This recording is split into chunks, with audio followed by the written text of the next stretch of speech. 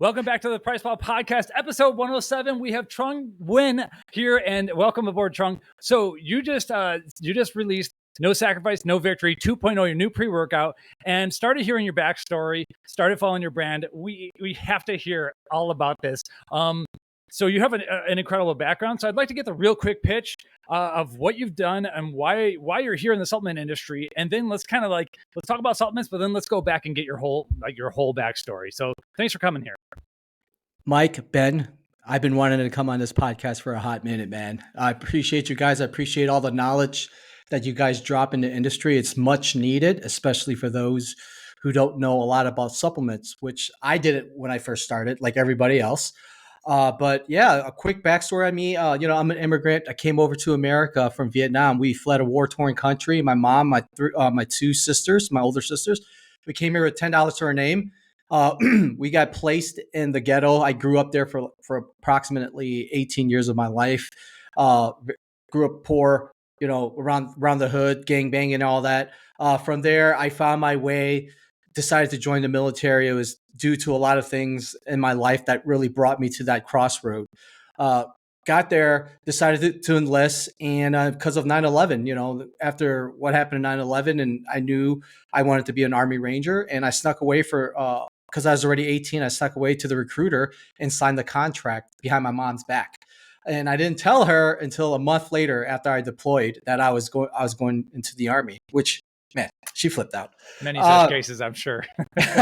Yeah, typical Asian parents. She wanted me to be a lawyer, a doctor, pharmacist, all of those things, but that wasn't in my blood. Anywho, served my country, came back. I wanted to be a police officer, served approximately 14 years total, 3 separate departments, a suburban Illinois, LAPD, and I finished my 10 years with Chicago PD and the last 5 on a full-time SWAT team, and retired early to run We Go Home.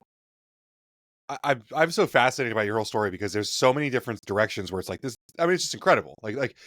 Just you have so many different interesting just facets to yourself that I want to ask about so many things. But you really came across our radar because a manufacturer that we were friends with, talking on the side, someone was a really big fan of yours. I was looking for some training, and they threw me to your direction to see what you guys were doing. And all of a sudden, I'm watching your channel, and you have so many different interesting aspects to yourself. You train every single day. I mean, you're in incredible shape. You have a background in both as a veteran and a police officer, which are 2 huge communities that we kind of see a lot in fitness. And then after you leave your tenure in in police, you all of a sudden open a business, and it just seems like out of nowhere, you're just killing it. You have a huge name in here now. What was the transition to the supplement industry? Like what made you want to go that direction with your life after being in the police? Honestly, it started in 2019. We Go Home started as a movement that I really wanted to push out to fire, police, military, first responders, because I've been in that field, been to war, seen the most ugliest side of it, and I realized hey, and on the police force, and I seen it with my own eyes, hey, you need to be in shape. You need to have your mindset has to be right. You have to train. You have to eat right. You can't rely on your uniform being it, right? You can't be like, oh, I passed. I swore on my right hand. Now I got this fucking cool, nifty uniform with a star on my chest. Now everybody has to obey and listen to me. Well, the truth is, not everybody will. You're going to encounter people and adversaries who are wanting to kill you and are sizing you up every single day. And you have to be in shape. So I was like, okay, this message has to go out there, because I served I unfortunately lost 2 friends overseas in Ramadi, Iraq. They were fucking squared away Rangers. I mean, the epitome of an Army Ranger. Studs. 7 times deployed, from each theaters. And the one thing you guys have to understand is, being a Ranger, you don't do year-long deployments. You do 4 to 5 months at a time. Then you come back, you go on leave for 2 weeks, you come back, you retrain back up, then you go back out there. So when I joined the regiment, these guys already had 5-6 deployments underneath their belts, from Afghanistan to Iraq. And these guys were studs, and they got killed. So I was like, man, that's crazy. And transitioning to the police force, I see all these fat, out of shape bodies. I'm just like, dude, this is crazy, because hey, in the millisecond, you can go from 0 to 100 miles an hour as a police officer, right? And like I said, your uniform is not enough. So I wanted to push that message. So we started as a movement. But my real passion was supplements, because I've taken supplements since I was 17 years old. I mean, this is when Super Pump 250, the first NO Explode with Ronnie Coleman being the ambassador. We used to get shipments of that nitric oxide pill. I forgot from what Nitrix? company over there. There you go, Nitrix. We used to get those, it gives a bunch of stuff. And when I first started into supplements, I didn't know any better. I went to GNC, some fat dude. I was like, dude, I need to gain some weight and I need to put on some size. Like, cool. He sold me like this 10-pound bag of fucking weight gainer, which I probably finished like a quarter of it because it tastes like shit. Like, I couldn't finish it. And he gave me, and I bought some creatine. And I was like, how much is this am I supposed to take? It's like, yeah, just 2 scoops. Well, 1 scoop was 5 fucking grams. Let me see. I learned the hard way. Taking 10 grams of creatine a day had me pissing out of my fucking ass. You know what I mean? I was just, dude. Well, I mean, how big were you? I think you were like 140 pounds or something like that. Man, when I first started, I was like 125 soaking wet. Yeah. So when I trained, I was a super hard gainer. So when I trained up for the Army, I got up to 140, 145. And through boot camp, I touched on this, is when you go to boot camp fat, you get skinny. When you go to boot camp skinny, you get, you gain muscle, because they're putting you on like a 3-course meal a day. So I came out there weighing 170 pounds. Incredible. So there are a lot of supplement companies that kind of, let me put this gently, they market towards the military, but they're maybe not necessarily run by veterans at all times. Like, did you take a look at some of these companies and see a gap, or like, and I'd like you to explain what We Go Home means in general, because I think that message itself is very important. But yeah, I'd like to then talk about kind of like where you see yourself fitting in, because there are other companies that are at least marketing towards like the freedom-minded, American, veteran kind of thing.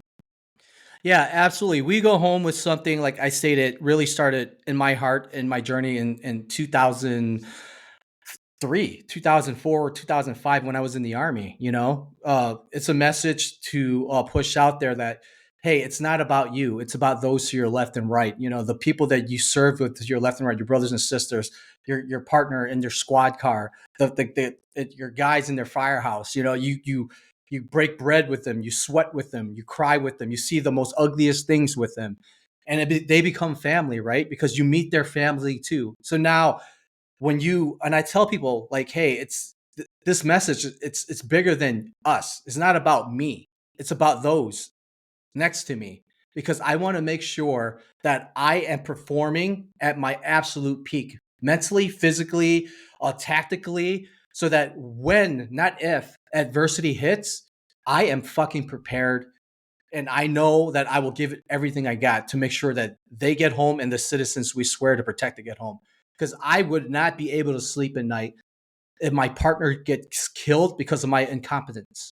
Because I failed to be prepared physically. I failed to be prepared mentally. I failed to be tactically sound.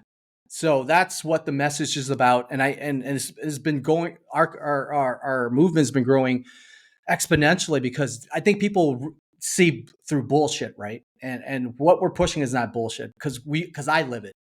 And that's the difference. To really dive into your question of, yeah, I see these companies out there that are like, wanting to cater towards law enforcement, military. But when you look at the bigger picture, when I look at them and what they're doing, you could tell the difference. Like, those who live it and those who don't.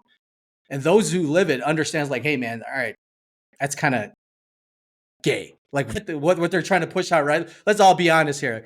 So what we're trying to do is we're trying to do the right thing. We're trying to say, hey, this is a veteran law enforcement owned company.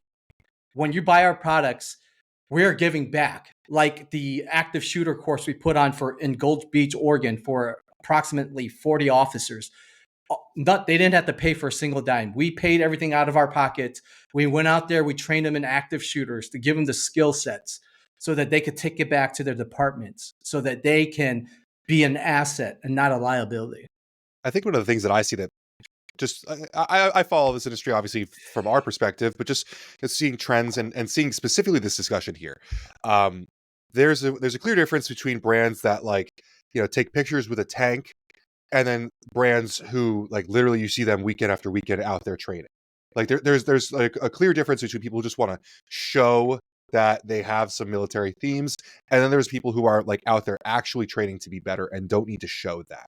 I mean, obviously, Trung, you have some of the best content in the industry. Like you guys have some great photographers and videographers. I don't know exactly like what kind of marketing team you have. You do an awesome job of documenting, but you can clearly tell that the content is just showing what you're already doing. It's not a photo opportunity.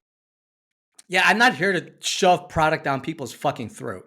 You know, I think that's what a lot of these industries people they're doing. They're like, hey, yeah, we're pro military. Fire here, buy this, buy this, buy this. So to me, that's why when you go on We Go Home, I rarely post any kind of product for stuff because hey, it's beyond that, right? If people love the message, people love the movement, they're going to support it one way or another. People aren't stupid. You know, the day and age of fucking television commercials where you buy a shitty product and by the time you get it and you take it and you find out it was disgusting and you tell your friends, it's already too late. People already made out with the money. Now everything is like instantaneous. You can't hide from that. You know, and that's the thing that we want to push out in the industry. Like, hey man, we're real, man.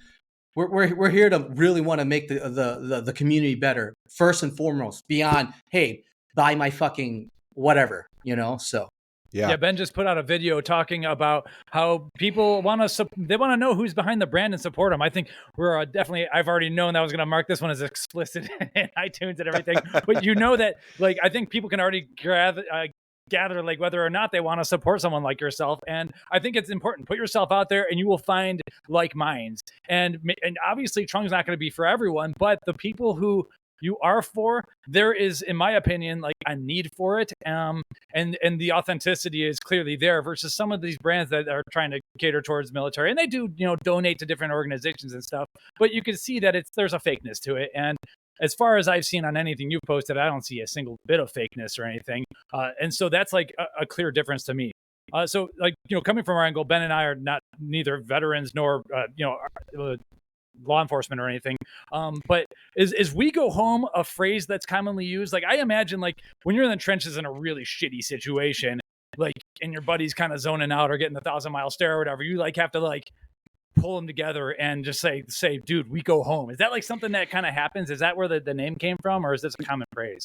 You know, it's something that during briefings for, let's say, a search warrant, or like before we go on a mission and when we were in Iraq, we would, you know, have a brief with our team leaders, squad leaders, our lieutenant on SWAT or you know, the sergeants and whatnot. And, you know, they'll brief what the fuck we're going to be doing. Go out there, do this, capture, kill, capture. But at the end, but in the end, they'll be like, hey boys, but you know, whatever we do, we got to get home to our friends and family. That's number one. So that stuck with me.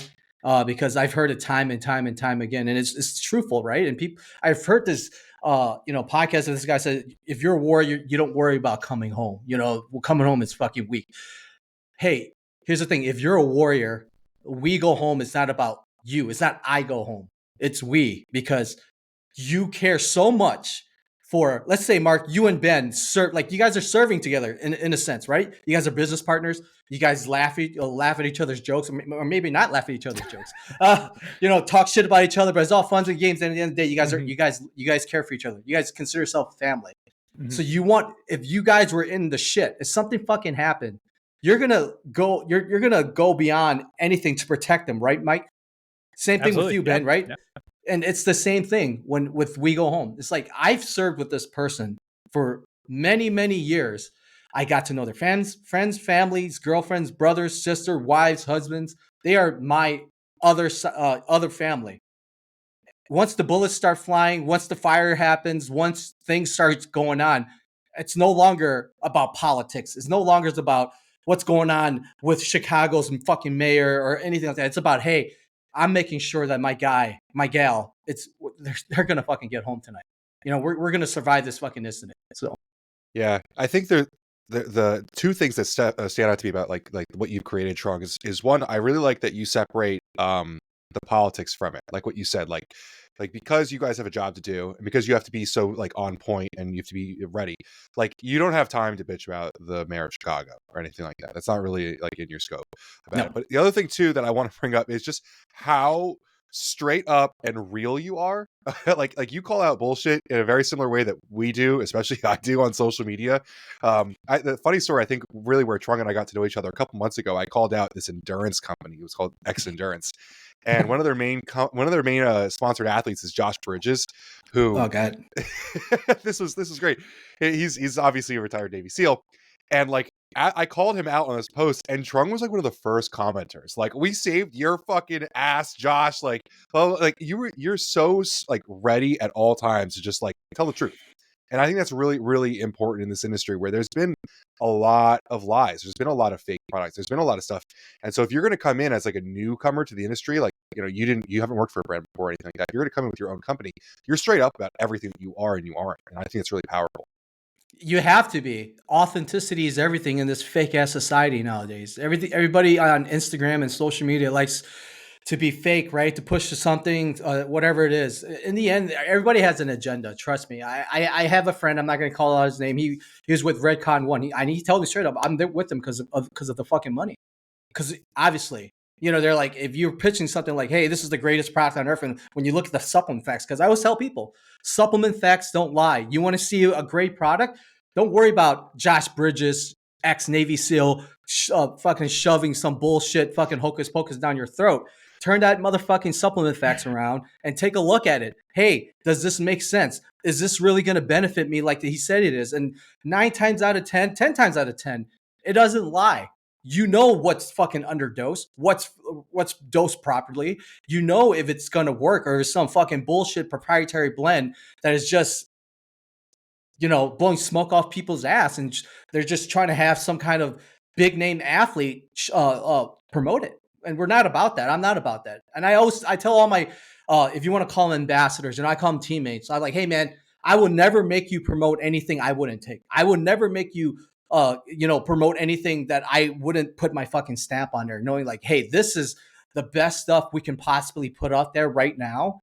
And when you say that it's going to do this, it's going to do that, trust me, it's because I've done my data. I have Ben help me. Hey, Ben, take a look at this. What do you think? Because I'm not a know-it-all person. I'll never say like I have a doctrine and fucking, in the supplement industry. No, I know where the line in the sand drawn. I'm just passionate, but I'm the person that studies and understands what, how much grams of L-citrulline, for example, that is needed, or beta-alanine that is needed for you to really get the performance right. And that's why I want to give people like, hey, yeah, we got a cool message.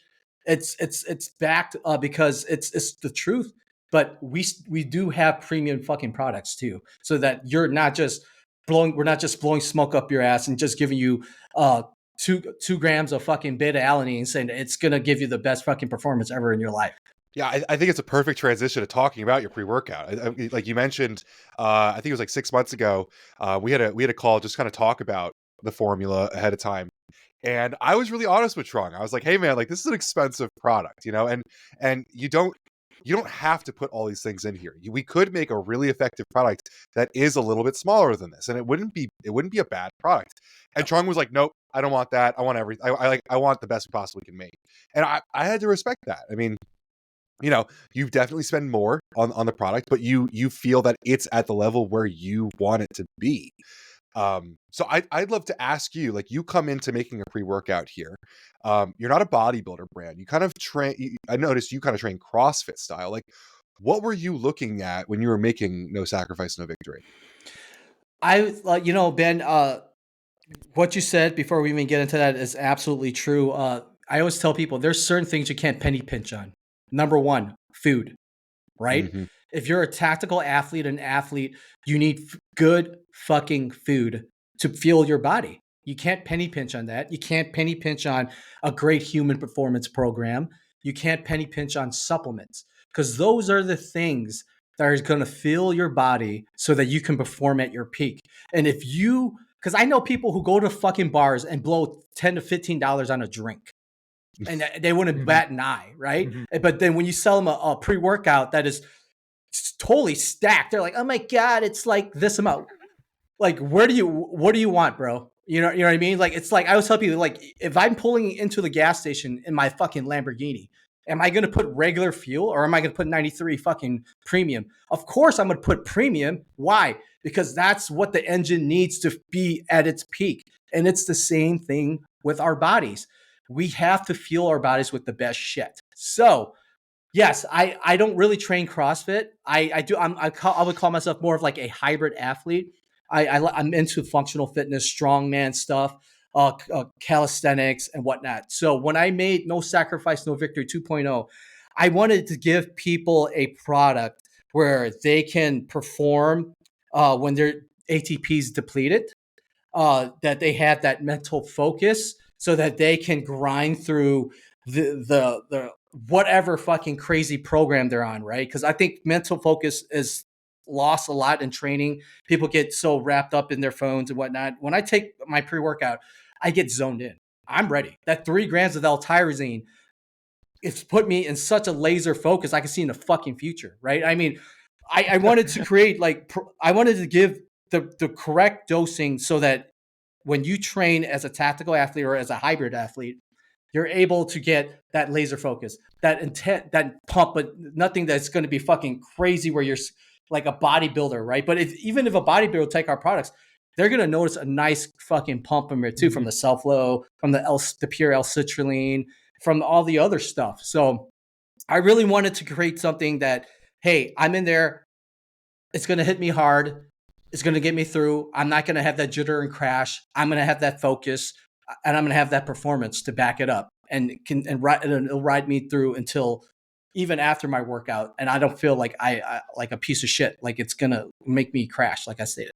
Yeah, so in YouTube, we'll try to pop up the image of the subfax labels. It's actually so wide we had to like crop an image, stack it on top of each other. So that's where we're going with this, and we'll link to it in the show notes. But what's impressive here, so like when I look at this, like I don't even get to the energy stuff. I'm like, man, this is a pumped up supplement. You have 7 grams of straight L-citrulline, a gram of agmatine, 600 milligrams of Self-Flow 6, some salt. You got 5 grams of beta alanine, and you put out malic acid separately, which I think is cool because you have a 3-gram dose, which is possibly enough to like help with the Krebs cycle. Betaine anhydrous 2.5, and then we have more trademarked ingredients with 1.5 grams of nitrosogene and then 50 milligrams of synactive. I don't know if I've seen, Ben might correct me if I'm wrong, a clinical dose of nitrosogene with this much citrulline, and then we still have more trademark stuff coming along with it. So I'm like, one of my concerns, not concerns, I'm like, okay, this is an absolutely pumped up supplement. If you're going to have like a huge arm day, I would just give you this and everyone's going to be off to the races. Do you see that it's almost too pumped up if you're doing certain like CrossFit style type training exercises, or if you got to like go high reps or anything like that? Are you like getting overgorged here? It's pretty wild. Honestly, I haven't had that issue. Cool. And I've done this with a Murph, a modified Murph, which was, nice. I just took out the run, and one day, because I do 1 day of pure calisthenics. So the last time I did it, I took the 2.0 and I did, the modified Murph, and no, I had no issues in terms of like, oh my God, my arms are too fucking skin ripping pump that I'm not able to, lift anymore. My muscle endurance were great. So. Awesome. Yeah. I mean, it's impressive. One thing that we used to get excited over, like you mentioned, 3 grams of tyrosine. We used to get excited over a gram. It used to be 500 milligrams back when I started doing this. And then things edge up to 2. And we're finding that the 3-gram tyrosine dose, and you're one of the people that's kind of pushing this as well, is like there's a really good sweet spot here where, Morphogen had 10 grams of tyrosine. There's some stress relief, like studies back over at that dose or whatever, but like something, I don't know, this 3-gram spot does seem to be a sweet spot. And I think you've hit it. And then in terms of caffeine, 250 milligrams of caffeine anhydrous, 100 milligrams of dicaffeine malate, 75 milligrams of caffeine citrate. And I'm forgetting the math here, but it's a high 3, what is it? I wrote it down somewhere. High 300s or so of caffeine total. So it's going to hit. Like this is like so well pumped, you could probably not even have to do a full scoop if someone's like, I don't need that much caffeine. They're still going to get a crazy amount of pump, like just from all these trademark pumped ingredients. So it's definitely an impressive pre-workout. I think like you kind of like this is your version 2.0. To me, you really threw your hat in this ring and you did it in a big way. And I don't see any other like military themed companies like coming even close to some of this stuff. Yeah, I'm not going to take credit for that 3 grams of L-tyrosine. It's really Ben, because I first came there with 2 grams. I was like, Ben, what do you think, man? I'm like, I'm thinking 2 grams of L-tyrosine. Ben's like, no. 3 grams. I'm like, fuck it. 3 grams. It's costing you money.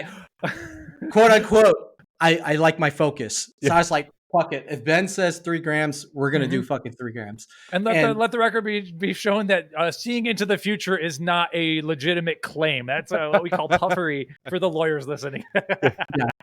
Yeah. And and instead of going with, their typical 10 grams of L-citrulline malate, and have that on there as like, a lot of people think it's 10 grams of L-citrulline. I didn't want to go that route. And plus, it's not like a trust issue I have, but having a certain manufacturer mix the ratio of L-citrulline malate. I don't know. Is it really going to be 7 grams of L-citrulline and 3 grams of malate acid? You don't know, right? You just trust that you're going with the right manufacturers that does the right thing. So I cut that out, though I'm not saying I don't believe in my manufacturer, because they do great work and they do great work for a lot of big brands. But I was like, hey, let's do this 7.3. There's without a doubt, when you look at the label, you know exactly the proper dosing out of it. So. Yeah, and for people who aren't that deep in here, some of your fans following, the fact of the matter is that like any supplement fact panel that's saying citrulline malate is bullshit, in my opinion. There is no citrulline malate like reactor on the market that's actually, there's no one making that ingredient. There might be like one company in France. Most of the time you see citrulline malate, it is citrulline and malic acid blended together like you have separated on your label. So is like kind of a chemistry-ish, fan dork or whatever. Like if I see citrulline malate, I expect citrulline and malic acid to be bonded together. And that's not what we have in, I would say, 99% of the supplements at least. So if you're trying to hold a no bullshit company, you're absolutely doing it by doing the labeling it the way you're labeling it. So I appreciate that a lot. And a lot of people will throw malic acid into the other ingredients, but hey, it's cool. Like more disclosure is good, especially because the malic acid may have some of its benefits of its own too. So something we get to write about in the blog. Yeah, absolutely. And I'm a firm believer in always evolving and not staying stagnant. So I told Ben I'm already working on 3.0. I mean, it's like I'm always trying to evolve, and that's one of the great things of owning a small company right now is we get the direct fire, right? Yeah. Almost instantaneously. We're not overly invested in thousands and thousands and thousands of tubs. We're like for example, if like bodybuilding.com wanted to redirect fire, they probably couldn't because they invested so much in their stuff. Well, we invest enough, but enough where I can always be like, oh, okay, this is great. It's a great run, but we can do it better. Let's tweak it and make it better, right? Because that's what we're about. We're about giving the people the best possible stuff possible. Yeah, you're able to be nimble. You're able to be to just move at a time, go in directions that you want to be going, and do the things that you want to do. Like we're talking about NSNV 2.0. What we're not talking about is you also have a stim-free version. Like you're able to make these small little iterations because you're nimble like that. So there's a lot of different opportunities that you can move on that larger companies won't be able to because they're ordering 15,000 bottles at a time.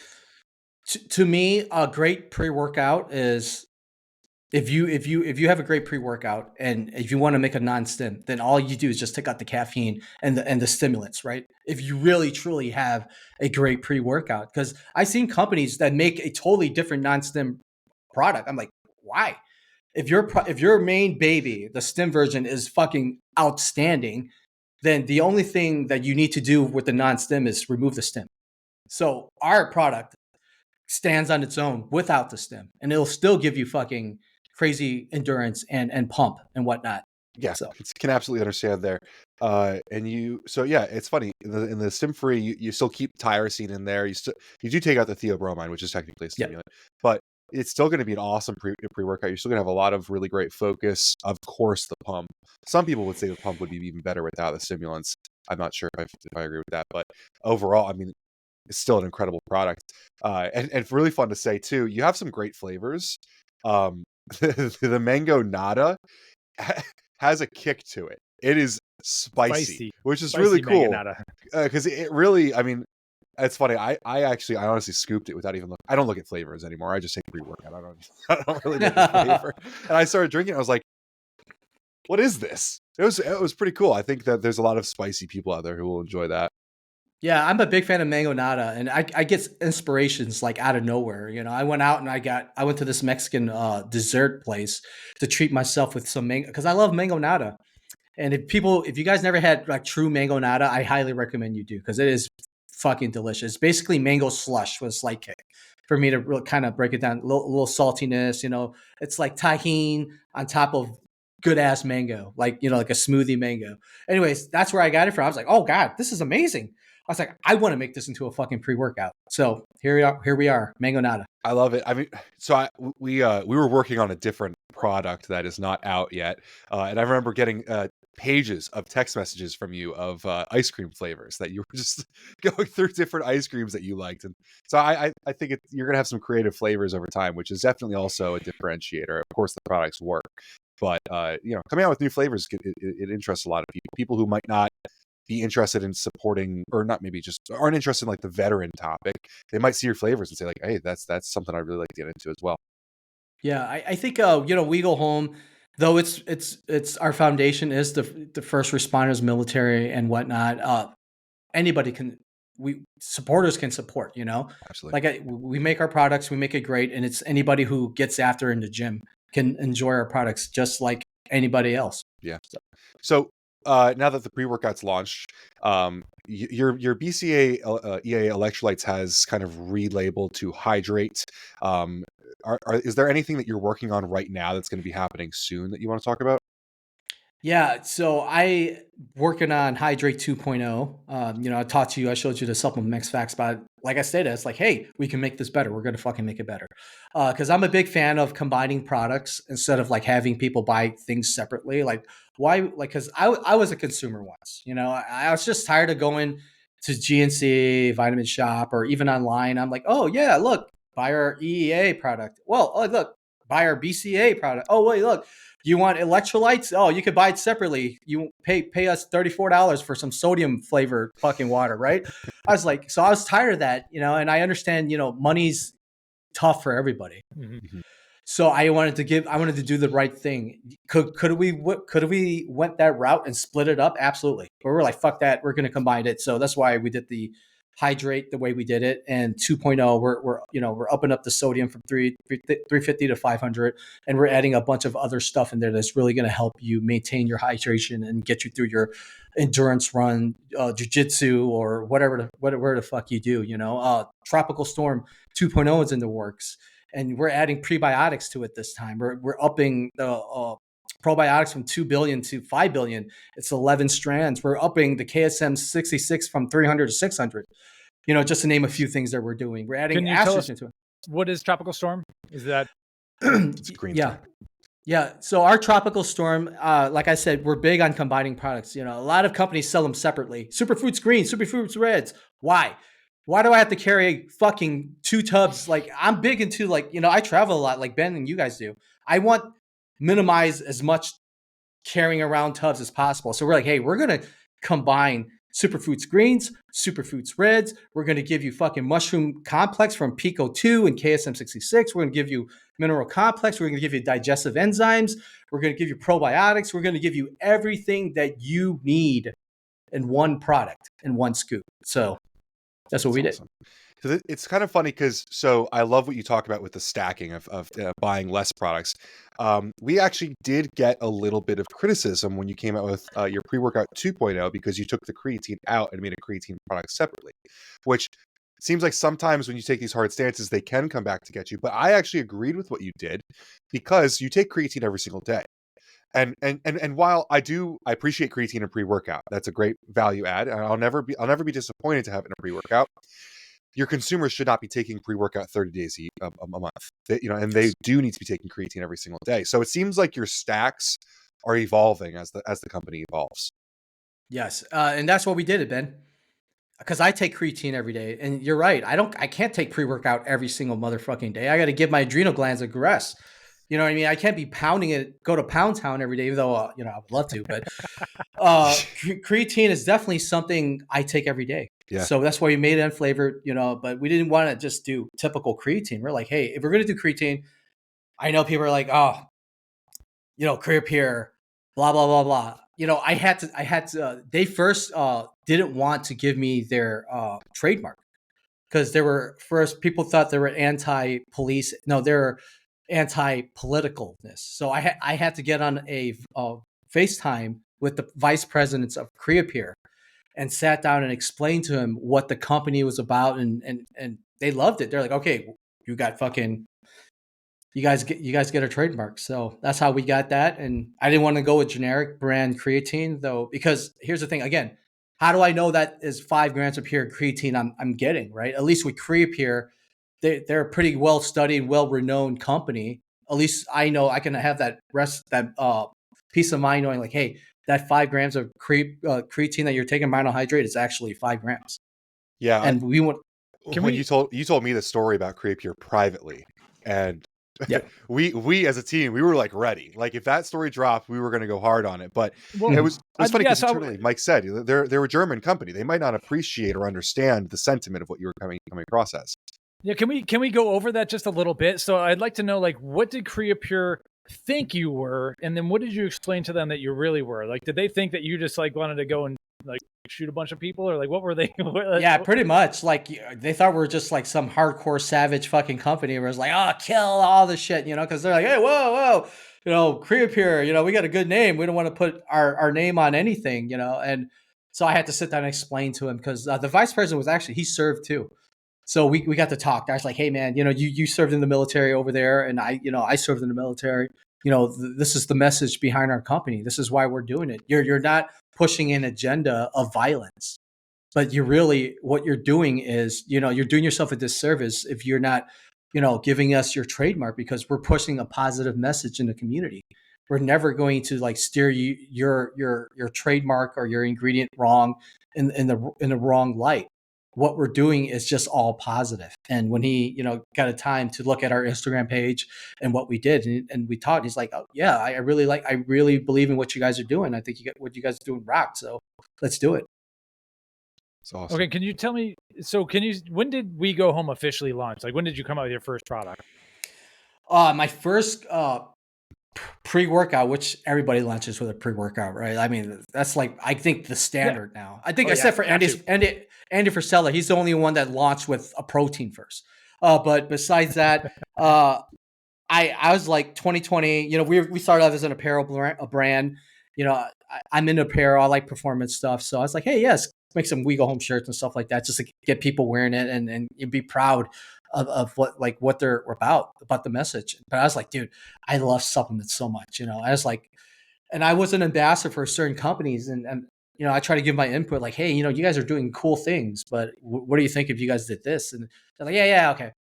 So I was like, all right, I'm gonna have to drop my own shit, because you know they're not gonna listen to me, and I want to perform my best, and I'm tired of just taking mediocre shit. So in 2020, I was like, hey, let's start this. Let's start off with a pre-workout, see where this goes. So here we are. Okay. Yeah, I guess the reason I was asking is because like right now it's August of 2023, so we're like pre-election year. You could see the politics starting and everything, but it hasn't hit full stride or anything. Yeah. Is it going to be easy enough to stay out of politics and keep doing what you're doing come 2024? Absolutely. To me, I think if you have a strong message and like a really strong, if you really have a strong message, you would never have to rely on politics, right? And that's what We Go Home is on.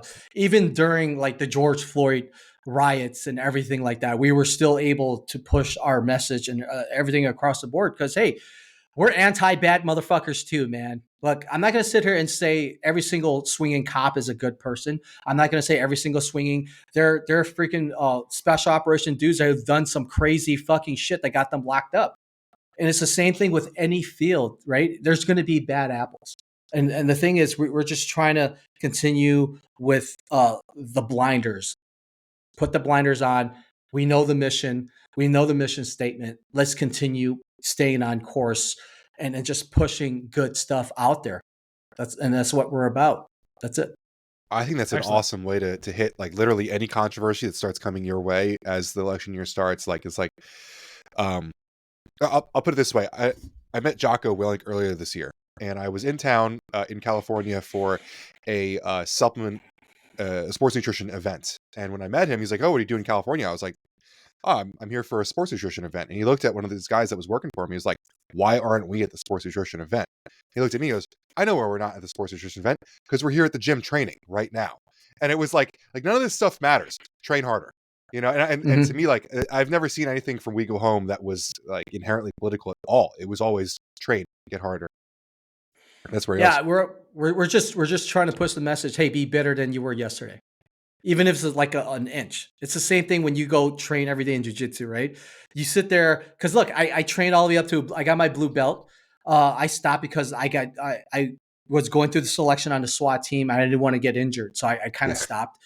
And I understand, Ben, like, hey, you're trying to get better at this art. You're trying to get better. And you go home, you study these YouTube videos, you watch these, because I'm guilty of doing all that, right?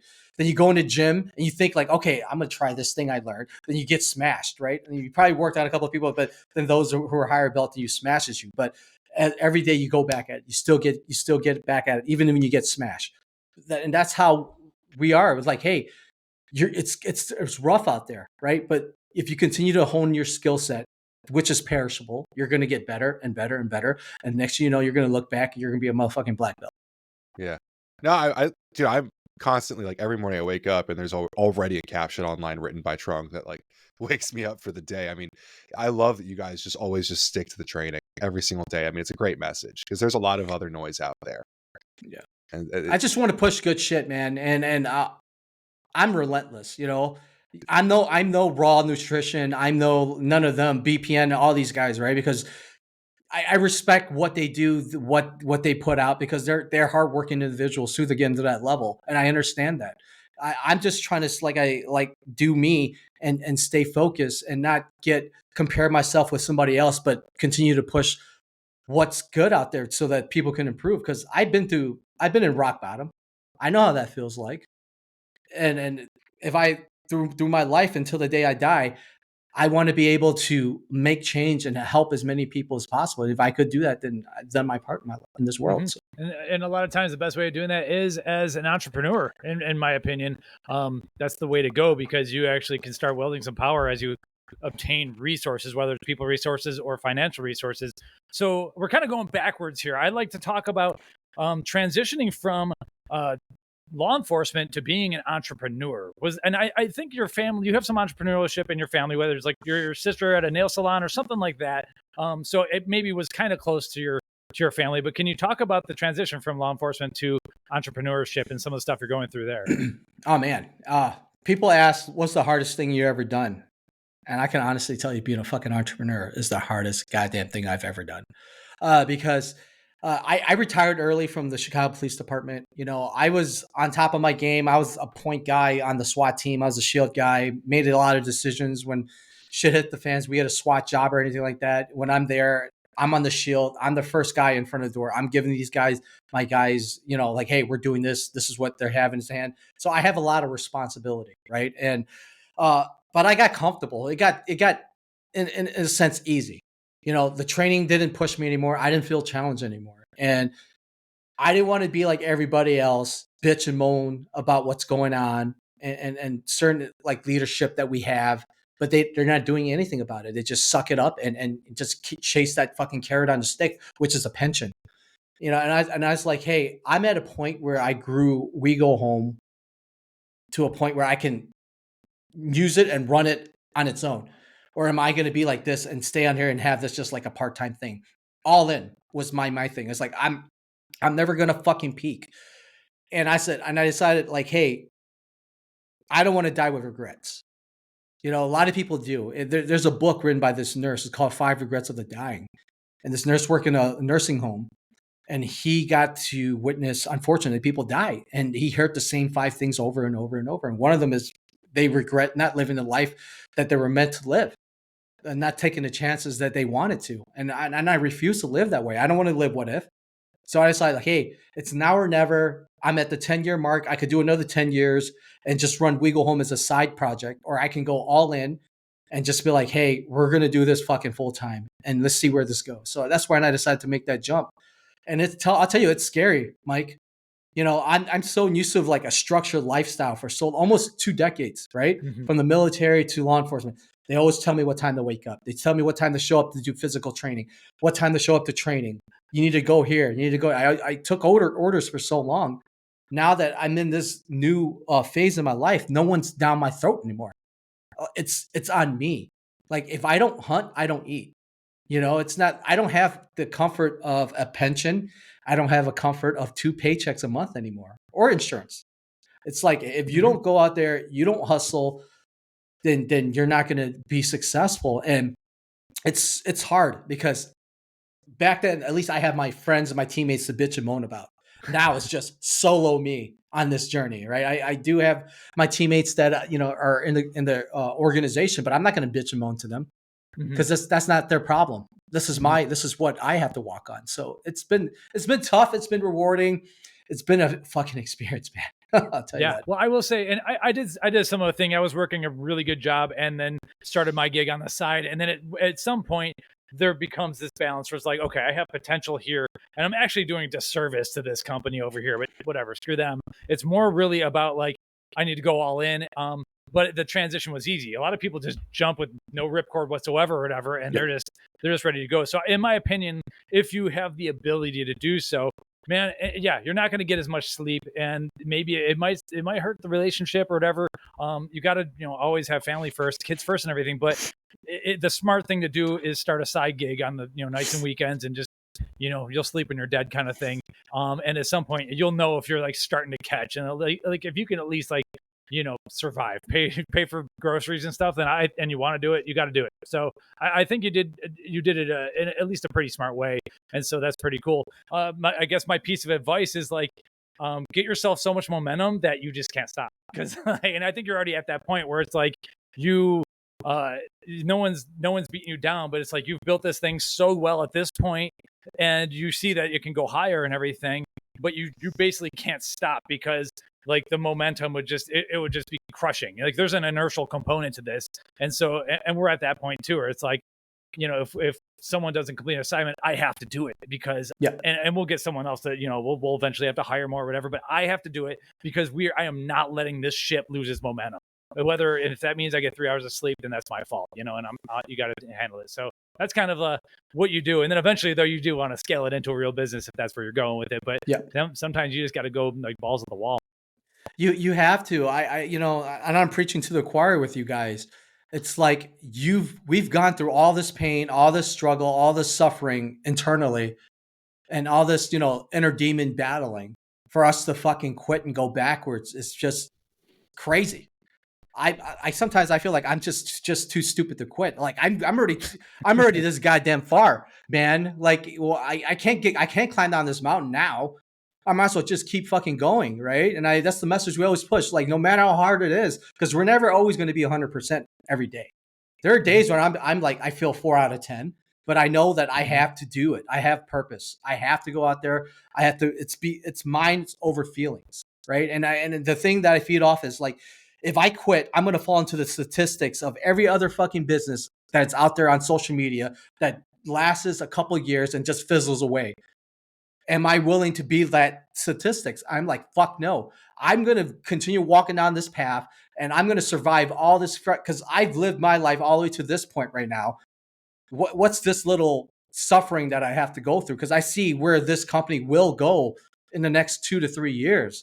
I just need to stay focused, and I tell my teams all the time, and I was like, whatever the fuck you guys do, don't concentrate on the shoreline, concentrate on the horizon. Because that's where the real win. That's where the real win is, right? A lot of people concentrate so much on what is now, what's in it for me now, what's now. No, that's why I love physical training. That's why when I see somebody who's fit, I know that they believe in delayed gratification. I know that they believe in hard work. I know that they believe in discipline. I'm just taking those aspects from physical training and things I've done and just apply it to business because it's the same fucking thing. It's delayed gratification. You're not going to be a fucking instant multimillionaire at night unless you have C-Bum on your fucking team overnight. Then goddamn, of course, you're going to be a goddamn rich motherfucker. But, I'm not that lucky. I have to build this brick by brick. And I understand what it takes to build a fucking brand. In my humble opinion, I'm no fucking entrepreneur guru, but God's telling me this is the right thing to do. So I'm just going to continue to do it.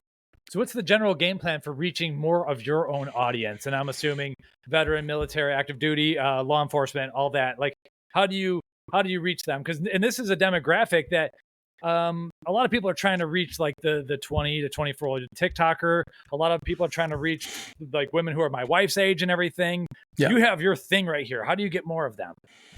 You know, I'm blessed with an opportunity now that I'm going to start taking advantage of, which is time. I'm going to have to start going to the events. I'm going to have to start going to these bases because I am a veteran. I just go on these bases and they hold these events and just be there. Be like, hey, this is what we're about, you know, just to push the message. Because I know not everybody, we're not going to reach everybody on TikTok, on social media as much as we would think we would like to. But sometimes, a lot of times you have to have that foot in the ground. You have to be there for events. So that's how we're going to do it. We're going to go out there. We're going to host events. We're going to do things to give back to the community. And that's how we're going to we're going to grow this company. You also have a really great team as well. A lot of the teammates you've spoken about just in general, but like, I've seen some familiar faces. I don't know his actual name, but one dude that I follow for training, Winnie's World, you guys just recently brought on. Like, I've brought my training around from just being just a straight up power athlete that was honestly kind of fat to being more hybrid. And I am so impressed every single time I can watch guys like you or him or a lot of the guys on your team, like, are in incredible shape, but also could run a marathon. And it blows my mind because you guys just like, it's like you guys just like ignore that there's any limitations to these things. You just do it anyway, which is just incredible. Yeah, these guys are great. You know, we pick and choose our athletes because we're not here to like bring on girls with big tits and ass. You know, it's not about that. Or we want to make sure that the person that's with us is gonna ride with us, because that's what Juan taught me about. Because he was like, hey man, I just want to be a part of a fucking company that's going to do great things. I want to just be part of a culture. So, and I tell mine, dude, this is what we're about. We're building culture. You know, we're setting the standards, and you have an opportunity to join a company at its infancy stage. And you know, if you do this, you're making the right decision. Because I don't forget my day ones. I don't forget the people. You know, and Wine sees what we're about. I mean, he could literally join any motherfucking company with his following and his engagement. Like literally, he could just go reach out to First Form, Redcon One, or anybody like that, and just be like, hey, they'll take his ass in a heartbeat, right? But he's like, hey, I believe in what you're doing. I want to be a part of this. So yeah, I think that's one way that you guys will do a great job of reaching the masses, is working with folks who create content and who can engage. Like that guy makes awesome stuff. I think just being able to create familiar content. When I see you training, when I see you guys lifting, moving, you know, eating well, doing the stuff that I relate to, like I want to be closer to that brand. You know, I'm not a veteran, I'm not law enforcement or first responder or anything, but I want to be alongside you guys because you guys live a very similar lifestyle to what I do. And even like being in the fitness industry, I think we can all agree, like there's a lot of people who talk the talk but do not walk the walk. You know, like we go to shows and, you know, there's people out drinking all night. I always joke when you go to like the Arnold or whatever, like actually, Trung, I saw you at Supply Side last year, which is one of the first times I knew that you'd be someone definitely to talk with. Like, not a lot of brand owners go to Supply Side. But I always joke that there's two crowds. There's the guys that are out late and there's the guys that are up early training. And they not very often have any sort of crossover. So to see other people in this industry that actually are training hard, that are really pushing the boundaries and going that distance, that was what attracted me to you guys. And I think that's going to be a big key in you finding people that's like your tribe. Yeah. Authenticity again is key. Yeah. You can't be fake. People see through that. So Mike, did you have any questions that you wanted to go on to? Because I actually wanted to talk about some of the other products in the line from We Go Home. Hey, yeah, that's what we do. Let's do it. So we kind of started coming up with the creatine talk, but I don't think we really got into it. Mike, I'm not sure if you're familiar with the creatine product, but Guerilla Strength might be one of my favorite creatine products in the market right now. It checks off a lot of the boxes that we've been really into recently. Obviously, CreaPure. You know, I don't really care about the name, but I appreciate the fact that people can respect it and understand there is quality in that, because there is some bad creatine out there. But Trung takes it further with taurine, which I feel like I talk about every single day of the year now. But it was really the addition of the PKTP that really got my interest. especially with the kind of training that you guys are talking about, this hybrid training with power training, like where you have to have actual stores of energy. We're not just doing 4 sets of 8 to 12. We're moving, we're running, we're dynamically working out.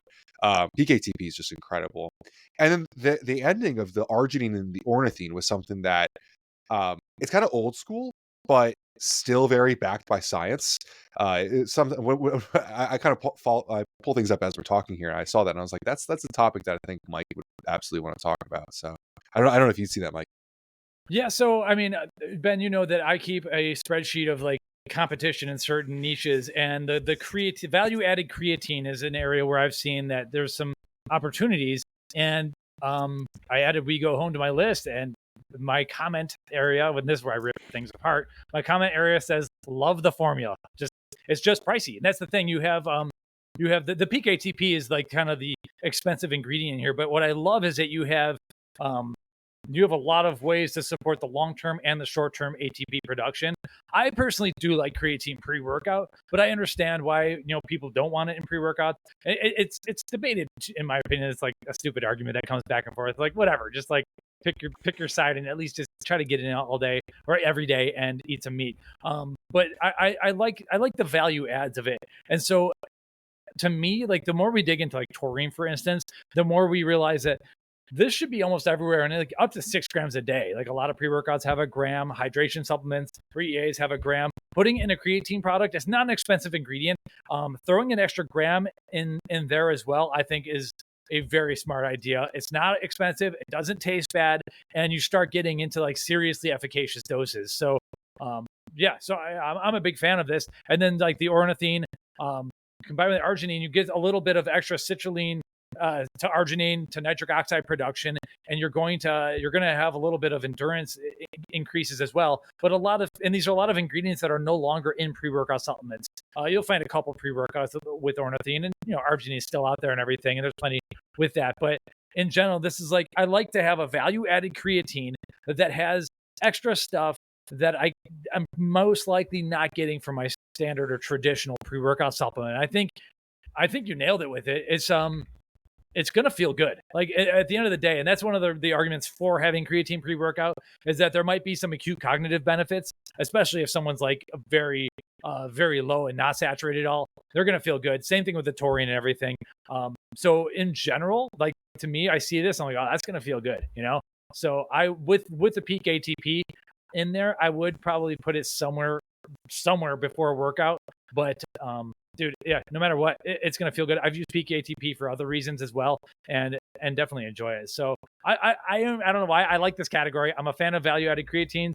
I got 35 things listed. Yours was the 34th in me figuring and finding this recently, and it's definitely one of my favorites on this list. So that's my, I don't know how many minutes I've been talking for, but I like it. Yeah, and I created that. Like you said, not everybody wants creatine in their pre-workout, right? And I understand that. I stack it with what I'm calling NSNV 2.0, and though could we have combined it and made it? Yeah, but that motherfucking scoop would have been astronomically crazy, and the price would have been astronomically high just for that. People are gonna be like, why? And some people want to take their creatine later on the day. So we're just giving them the opportunity to do that. So, but yeah, I did some research. I was like, hey, this makes sense for a creatine product. I didn't want to just do your typical 90 servings of plain creatine, which I could have done. Yeah. Yeah.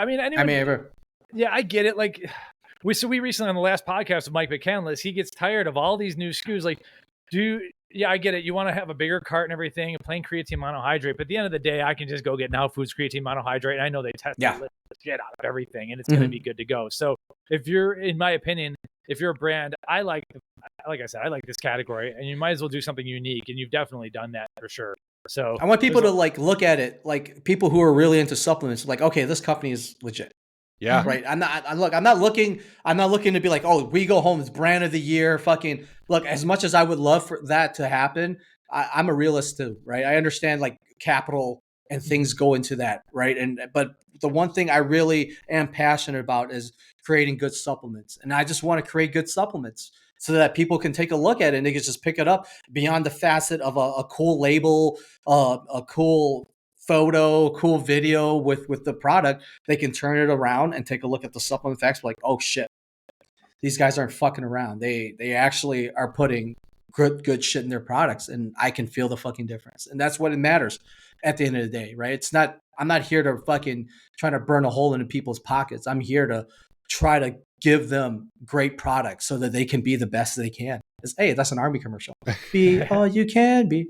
But that's like a real concern these days, right? Like you make a product for a crowd and you're trying to appeal to a certain kind of person, but the product might suck. Right. And it's like, it doesn't matter if you have the greatest marketing to, you know, military aged males or whatever. Like, who cares if the product's terrible? I mean, I love that you guys do both sides of that. It's commendable. And so that's all I can say, Ben. Yeah, is real quick. You can't appease everybody. You can't make a cheap product and you can't make an expensive. It's either one or the other, right? I'm not here to make fucking 5 fucking pre-workouts for every single swinging dick on earth. Right? There's only one, in my opinion, only one motherfucking pre-workout is the one that I'm going to take to make me the better version of myself. I don't understand these daily drivers. I don't understand this shit. If I'm taking a product, I want to perform at my best. So are we cheap? A cheap product? Absolutely not. But you're paying for what you get. And I understand there's penny pinchers out there who's going to buy fucking Total War and, you know, and think, you know, to save a couple of dollars, but you're going to get what you fucking pay for. Right. Absolutely. And if you're serious about your fucking shit, and that's what we're serious about. We want serious athletes. If you're a serious athlete beyond military, if you want to train and reap the benefits from all that hard work you put in the gym and in the jiu-jitsu mat and everything, take a look at our product. You might like it. Yeah. Yeah, that's what I was gonna say about this creatine. Like, let's say you got something coming up in 30 days. I don't know. I almost don't care what type of competition it is. If you take this for those 30 days before training, you're going to be better off. I'm basically making this claim, but there's studies showing this. You're going to be better off than you would be if you hadn't taken the creatine supplement. At the end of the day, you have 30 days to put in one last effort blast. I think it's worth it because I've been embarrassed at events, you know, and it's like, dude, you know, and I'm not saying maybe if I would have taken a supplement or done a drug, I would have done better. But it's like, okay, I could have trained harder and supplement better, like on all aspects. And it's like, you never want to feel like that again. Oh yeah, and that's why we separated. Like for that instant, like instead of putting in the pre-workout, and there's certain things that I'm going to be doing that I don't want the fucking pump. Like for example, I will take this before a jiu-jitsu tournament. You know, because it's going to offer me what I need in the performance level, but I'm not going to be freaking outrageously pumped where I can't fucking grip somebody anymore because I got so much blood flow in my freaking forearms from, you know, the constant pulling and Ben knows. So that's what we do. We separate these things because it makes sense, not because we're trying to get a dollar off. Yeah, I mean, in my opinion, the PKTP does increase some blood flow. We episode 72, 78 or something with Dr. Ralph Yeager talking about its implications of nitric oxide and everything. But for me, like so I'm a water athlete. I just had a swim race like this past weekend. I got another one coming up in a month. It's a 2-miler in the lake, and PKTP is part of my stack for that because it's not like I can't. I'll tell you, I'm not do any more than 50-meter swim race with 7 grams of citrulline in me. It's just like my legs just get it's too much. But PKTP, there's something about the blood flow where it's like just the right amount of athletic pump where I would use this in that situation. So yeah, once again, I'm a fan of the creatine supplement here. Love it. And one thing I do want to add in terms of products is that you guys, I mean, I think pre-workout and creatine is obviously like kind of stereotypical. Your sleep aid kicks ass and it's not talked about enough. I mean, that sleep aid, when I took it, I mean, you look at the panel, it looks good. It's got everything that I really want. It's not super high dose in melatonin or anything. Like I was not expecting to sleep the way I did. I knew I was going to sleep well, but like I was like a rock for 12 hours. Like I was dead to this world. It probably could be the Xylaria and the Shodan added in there. There's a couple things in there. I really like the Vita Cherry edition. I feel like I wake up like feeling very refreshed. I definitely feel the effects on like inflammation, and it's just like it was like one of my favorite products in terms of sleep aid. Like it was rather unsuspecting when I first took it, but I woke up the next day like, holy shit, that was insane. And that's like a product that like not a lot of people make. You know, sleep aids are like, it's kind of a boring category. Sleep is very important, and in what we do, right? We can train our asses off, but if we don't get good sleep, we're not going to recover.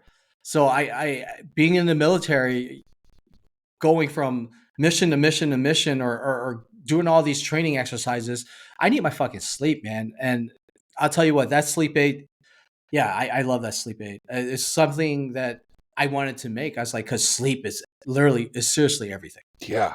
Yeah. So yeah, you used a lot of really great ingredients in there. I love the Xylaria inclusion. That one just seems to kind of like potentiate the rest of sleep aids for me. Everything else can be like normal, and that just like turns it up a notch. And surprisingly, you made it taste great for the amount of like herbs that are in there. Typically, those kinds of botanicals don't taste great. Oh no, yeah, we try to hide the bitterness as much as possible, but there's just so much we can do with the bitter blockers and whatnot. So Yeah. I'm already working on the 2.0. I'm actually pulling it up right now. We're gonna do Zero Dark 30 2.0 soon, and we're gonna up certain things, and like I said, if we can make it better, we're gonna make it better. And Can I make a suggestion? sure, I would switch out zinc oxide for some other form of zinc. I'm a zinc picolinate fan myself. that's More what in Ben terms told of- me. So yeah, that's my go-to. But here, yeah, my quick take on sleep aids. Like, so first off, you got melatonin is the most polarizing ingredient. So we do have 2.5 milligrams of melatonin here. So that's just worth mentioning. I see a lot of sleep aids that go between like chemical compounds like L-theanine, melatonin, 5-HTP, and then a lot that go between botanicals, valerian, chamomile, ashwagandha, and then like Xylaria, stuff like that. You do both. And like what I've seen is that the ones that combine like are like synthetic kind of chemical compounds, single molecule type type ingredients with the botanicals and magnesium. Those are the ones that just blow people out of the water and everything, or put them in the water, or whatever you want to say. And so that's where I'm like, okay, yeah, this hits all those angles, and a lot of people love this. And then the VitaCherry, I don't know if there's any sleep data on it or whatever, but it is great for recovery. So might as well get that in while you're there. I'm a big fan of glycine too. Usually glycine is at 3 grams in a lot of the studies. It can go even higher and everything. You have 1 gram here. It's a good tasting amino acid, so you could bump that up. And I don't think it's that expensive, but in general, like any glycine is better than no glycine. I think a lot of people are deficient in there. So Yeah. So overall, like I could just see why people are like out like a light, because you're hitting like a lot of different things here. And Mike, you hit on the head, and trust me, I'm literally pulling it up right now. And the funny thing is, you're doing it right. Like to me, melatonin is one of the most abused ingredients out there, right? People think more is better. No, less is more for melatonin. I found the sweet spot is anything from 2.5 and below. You're gonna still get great effects from it, but you're not over dependent of it, right? I love how you're on the top of your sweet spot area. Yeah, that's very Trung like. Yeah, I'm actually going to in 2.0. I'm going to bring in microactive melatonin at 1 gram, and I'm bumping down the regular melatonin to 2 milligrams, right? Glycine, like you said, I'm going to bump that up to 3 grams. GABA, I'm going to do 1 gram. I'm going to bring in BioPerine at 10, and I'm going to bring in Xylaria at 1 gram. Oh wow! So okay, yeah. So the next one's going to be even more hard hitting. So your demographic. I don't know. I don't know if we need to get into like PTSD conversation or anything, but like, are you talking to a lot of these guys? What are you hearing? Like, what are they asking for really? Because obviously like there's a lot of like mental issues going on, but there's also just like get off the phone kind of sleep hygiene issues that a lot of people, just myself included, just can't avoid. So like, what's your pitch when talking about sleep? I tell them because I live it myself, right? Those guys, they're all over the place. Like when I was on the SWAT team, I would work midnights. The next day I'll be on days. The next day I'll be in afternoons. So my schedule is like bounced all over the place. Or if certain people are doing like post-traumatic stuff that they can't really fall asleep, and they don't want to use not over the counter, but prescribe drugs from the doctor. I wanted to give them a safer route where they're able to get good sleep, and that's why we created what we created. It's like, hey, I understand your schedule. It sucks. You're not working 9 to 5 gig from like 9 o'clock in the morning to 5 o'clock in the afternoon. You could be called out like that. You could stay later due to like a murder or something like that, right? So I wanted to give them something like, hey, when you get home at night, that you're able to consume and help you get into that state of a deep sleep. And the most important thing is the REM sleep. And we got a bunch of data because a bunch of our guys on our team, they wear the Whoop app. And every single one of them wore it. I gave them all samples, about 2 weeks worth of samples, and they took it. And their REM sleep went up astronomically, because that's what matters during sleep is your REM.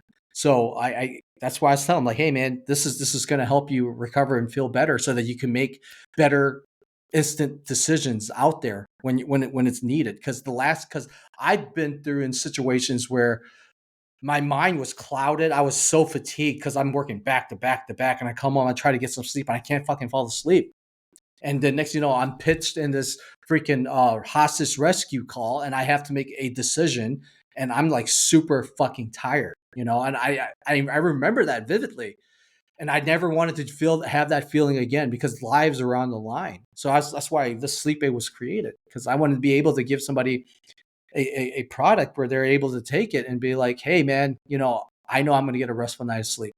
So cool. So hypothetical situation. This might be garbage. You could tailor it. So let's say that you have a rookie SWAT officer. You're kicking some doors down at like 10, 11 p.m. or something like that. And it's a pretty wild night or whatever. Everyone's like done maybe by 2 or 3, but you're still amped up. Like, what do you tell that person on how to get back on a regular schedule? Like, is it even possible? Like, would you implement this supplement somewhere in that line, like once it's all over, or you're just going to be up until 8 a.m. or how's it going to go? Yeah, people are going to get amped up, but it's like everything else, like adrenaline, it's going to be an adrenaline dump, right? You're going to have that peak, and then you're going to have that crash. So at the end, you're going to be tired. And I'm like, hey man, this is just going to help you get into that state of sleep, because this is what you're going to need. Some people can, and some people just are wired differently where it doesn't fucking matter. So that's true. Awesome. Hey, well, I'm out of questions. We've gotten through so much here. Mike, I don't know if you have any topics you want to get into. It's all yours. No, I mean, I'm kind of going backwards chronologically in time and everything. So what we could do, we could flash back to your other previous podcast that we've kind of referenced back to on, what was it? The episode 107 of the Zero Limits podcast. So you really give your full backstory there. I guess I'd like to really quickly go back to your childhood. So obviously you're like 100%. You're obviously not doing the 50% thing. Is there something like, what made you like this? Because a lot of people simply aren't. Do you think it's natural in you to be like this? Were you like this from childhood, or did something happen where you just turned into like either 0 or 100 kind of person? I think so no one's born with this.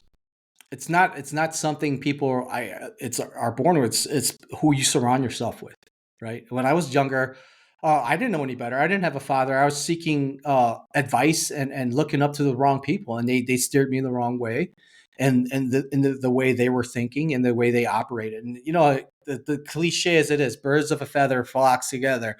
It's the fucking truth.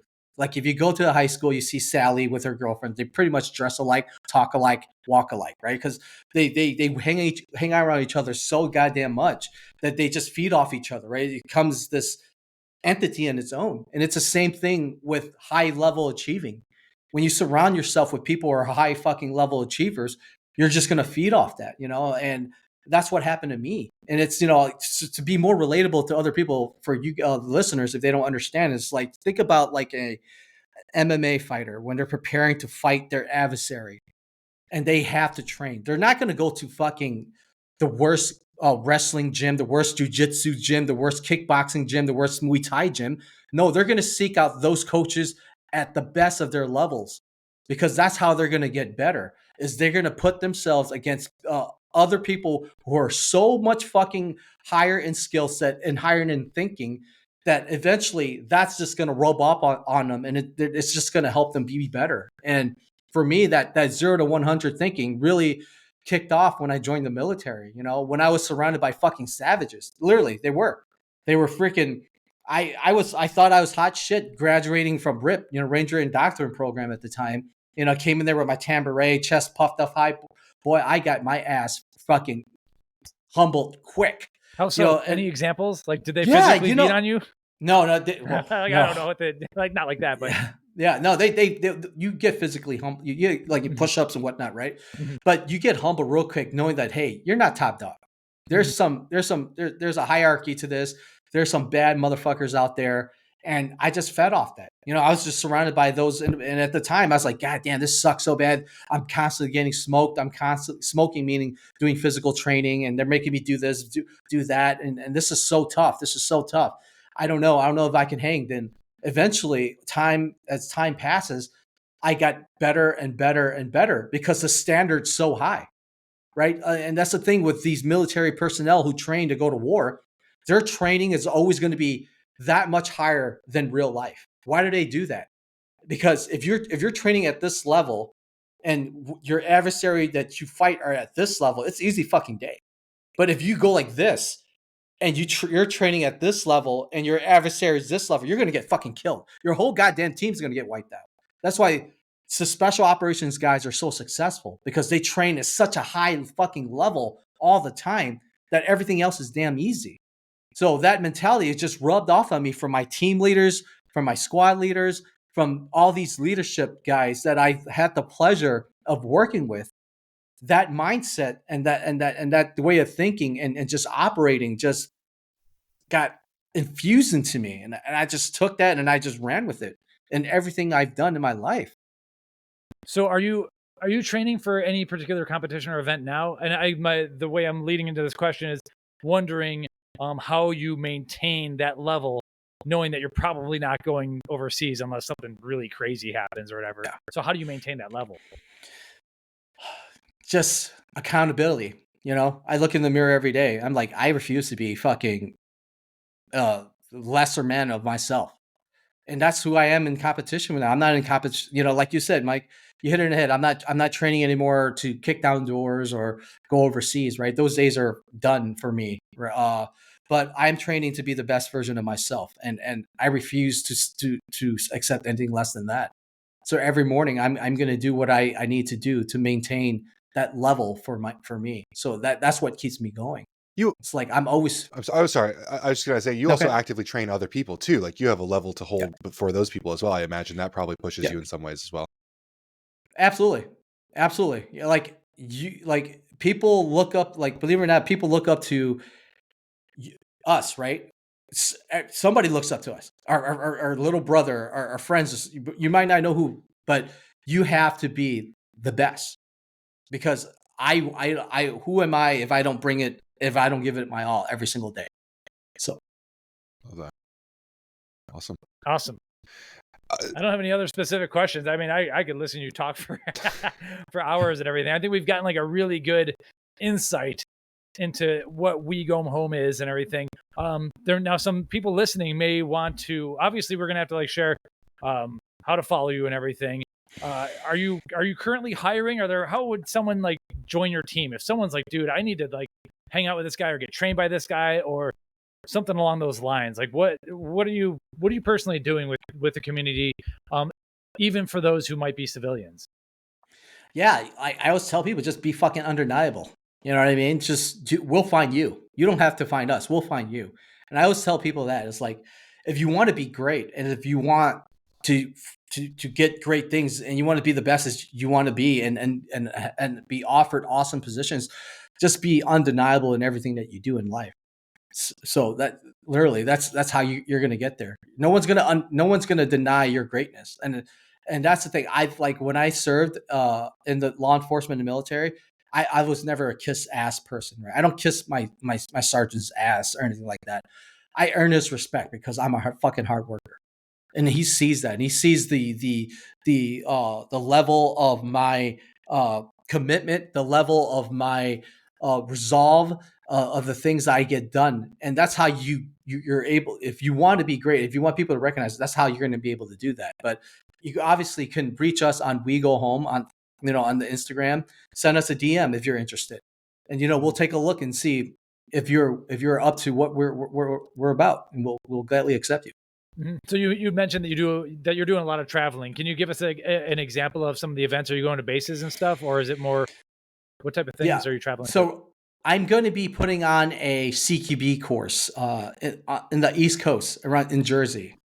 So I'm going to be doing a CQB course. It's going to be open to law enforcement, veterans, verified civilians. to go out there and train them. So I'm doing a lot of that now. I'm going to be joining Ronin Tactics. My brother Tu Lam in early October. We're going to go train San Diego SWAT and this other SWAT team in New Mexico. So I'm trying to keep myself busy and my skill set sharp. So that's what I do. Nice. Awesome. Well, so we'll link up to everything in terms of your Instagram. You also do a decent amount of other things. One big thing I wanted to note is right now it is August of 2023, but coming soon there's a documentary about yourself. I wanted to touch on. That's a really big one that we were hoping to get this podcast closer to there so that we could help you promote that. If you want to get any information on like where people can find you and information on that film. Yeah. So we're planning on releasing the documentary early September, and it's going to be available on Amazon.com. So if you guys want, it's going to be called Win, my last name, and yeah, it's based on my life and what I went through and what it's like being a police officer in today's modern society in a state where they're anti-police and anti-training and anti-everything. So that's how you're going to be able to find it, or you could find it through my Instagram, Trung Win. So we're going to be promoting from there too. Awesome. Okay, cool. And when that comes out, we will make sure that we give it some coverage as well. We have people can sign up for We Go Home alerts on PricePlow.com/we-go-home, and we'll definitely broadcast that as well. That'd be awesome. Thank you. Awesome.